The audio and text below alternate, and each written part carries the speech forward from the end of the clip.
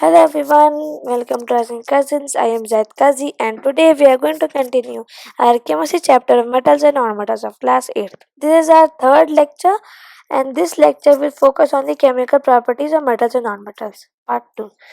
The MCQs and a PPT based on this lecture can be found in the link in the description box below.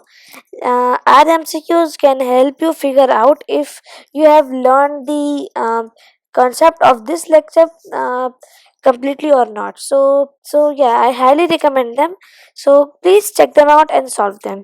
The answers for them will be explained in the next lecture of metals and nonmetals, so you can cross check them with us. So in this video we will learn the chemical properties of metals and nonmetals, and in this we will see the reaction with oxygen and the reaction with water. We'll have different reactions with each of them. So let's go and we will see the last one. So yeah, before we head into the actual concept of this PPT, we will first revise what we have learned in the last three last two lectures. So elements can be divided into two categories: metals and non-metals. Metals are malleable, ductile, sonorous, lustrous, hard, high melting and boiling points, high tensile strength and solid room temperature. Non-metals are not malleable or ductile, not sonorous, dull, soft, low melting and boiling points, low tensile strength and can be solid at room temperature. Yeah, and there are many exceptions to these properties. So we can properly divide elements in two categories. We use chemical properties, and chemical properties which are used to define to separate elements are: metals have a tendency to give out electrons, non-metals have a tendency to take electrons. If you want to see these in detail, you have to see the last two videos.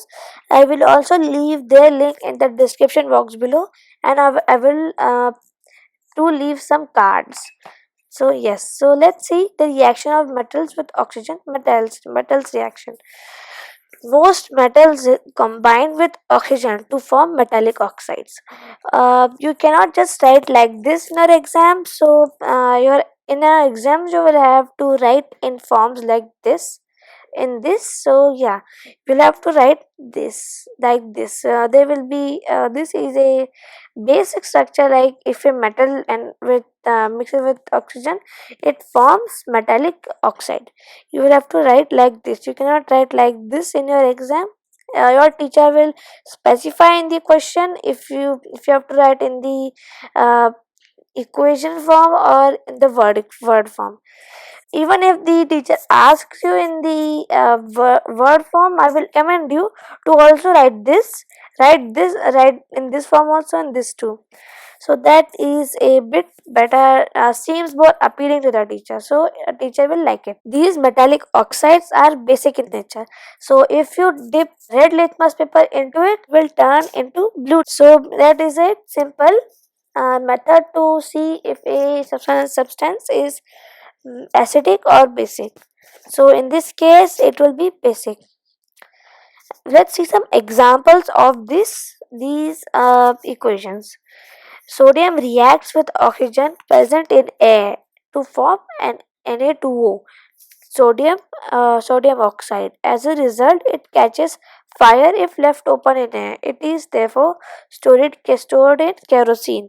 Please forgive me, I write 4 here. So yeah, this is if the word form of what you have to write in your exam if teacher asks it, and if you want the equation form you have to write this. Don't forget this. These numbers also, they are very important. So if you have to read it, you can two ways you can read it. One is the basic form, one is the advanced form. In this, in 8th year, you can read like this: 4Na plus O2 gives 2Na2O. And if you want to go into see more educational, you can write like say it like this: 4 moles of sodium when when mixed combined with oxygen forms 2 moles of sodium oxide. It is a little bit weird if you think about it, but it is better. Let's see the second example. Magnesium on heating burns in air to form with a dazzling white flame to form magnesium oxide. So yeah, let's say 2 mg plus O2 gives 2 mgO, or 2 moles of magnesium when combined with oxygen gives 2 moles of magnesium oxide. So let's see the reaction of non-metals with oxygen. When non-metals react with oxygen, they form non-metallic oxides. Now, this is the base structure of it. Like when non-metals react with oxygen, they form non-metallic oxide. Let's see the examples. Carbon burns in air to form carbon dioxide. See, carbon plus O2 gives CO2. Very basic, very easy. Don't don't have to really think about it much. It's really easy. CO2, really easy. And when sulfur burns in air to form, when sulfur reacts with oxygen or burns in air, it forms a pungent suffocating gas called as sulfur dioxide. Pungent means a strong smell. If you want to write it in equation form, you can write like this: sulfur plus O2 plus gives SO2. 2 should be subscript. So yeah, let's see. Well, let's first see this about this more. You can see the goal. This is carbon burning in air. So yeah, so let's see these properly. Remember CO2 and SO2. Okay, we will need them in the next slide. So these non-metallic oxides are also called acidic oxides for because when they are added to water, they form acid. Let's see the equations for it. See, this is base structure. Non-metal oxide plus water gives acid. Still okay. Let's see the examples. When CO2 is mixed with water, this reaction happens. Carbon plus H2O gives carbonic acid, an acid, H2CO3. And when SO2 is mixed with water, it gives sulfurous acid, an acid. Let's see the reaction of metals and non-metals with water. Explanation. Most metal react with water to form a metal hydroxide or metal oxide or hydrogen gas. Metal plus water gives metal hydroxide plus H2. In this equation, the water may be somewhat cold or hot. By hot, I do not mean steam like, and in cold, I do not mean ice. And when metal is mixed with steam, the gaseous form of water, it forms metal oxide plus hydrogen gas. Non-metals, however, do not react with the water. So when the teacher asks trick questions like write the base equation of when non-metals react with water, or what do non-metals form when they react with water, just have to write they non-metals do not react with water. Very easy answer, so don't have to worry about it. uh, yeah, let's see the examples of metals reacting with water. Now, sodium reacts violently with cold water to form NaOH along with H2 gas.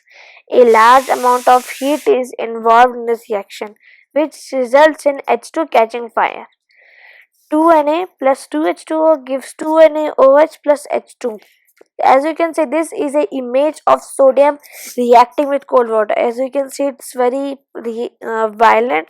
There's some fumes coming up. It is really different. As if you want to see the another perspective of the image, you can see this image. This is this different image, but yeah, side view of it. As you can see, these gases are erupting, and these fumes are there, and sodium seems to be not even immersed in the water. It is floating on the water, playing around it like so. Yeah, it is very highly reactive. Metals like Mg react with steam to form a oxide. There are a bunch of examples. You can see these two. You can pause it and see. Yeah, see. Okay. So in the first video, we saw the total number of elements in there, but in the total number of elements in periodic table is 118, and according to our data in the first lecture, it gives there are total of 111 elements. What happened? Rising Cousins is mad, of course.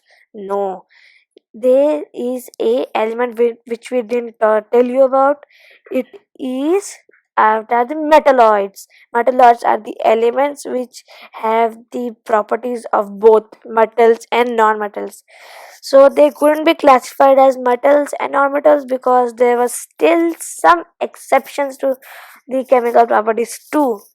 Very hard to classify these. So we put a new category for them, metalloids. There are a total of 7 metalloids, which are boron, silicon, germanium, arsenic, antimony, tellurium, polonium. You don't have to learn these for just education.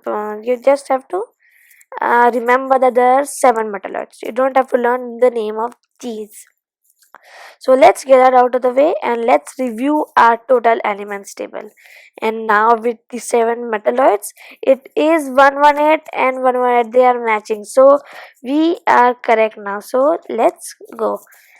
So this is the end of our third lecture of metals and non-metals. Thank you for your support. So I will see you guys next time.